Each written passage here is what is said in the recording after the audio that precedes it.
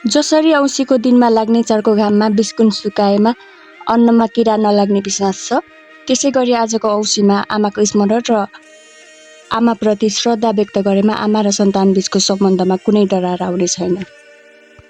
माता तीर्थ औँसीलाई देवलोक, पितृलोक र पृथ्वीलोक सबैतिर जोड्न सक्ने एउटा सेतुका रूपमा लिइन्छ।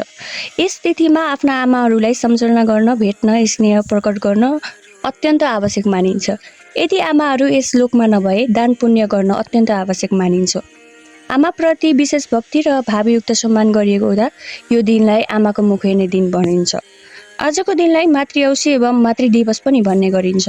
आजको दिन छोराछोरीहरूले श्रद्धा, भक्ति, सम्मान अनि आदर गरिएकी आमालाई मिठो खाना तथा राम्रो लगाउन दिई आमाबाट शुभ आशीर्वाद ग्रहण गर्ने चलन छ। मातृदेवो भव अर्थात् आमाहरू देवता हुन्। यस लोकमा भएका आमाहरू जीवित देवताहरू हुन्। लोक त्यागेका आमाहरू पनि अमर छन्। उहाँहरूको सम्झना र आराधना गरिन आजको दिन पैरवी गर्दछ।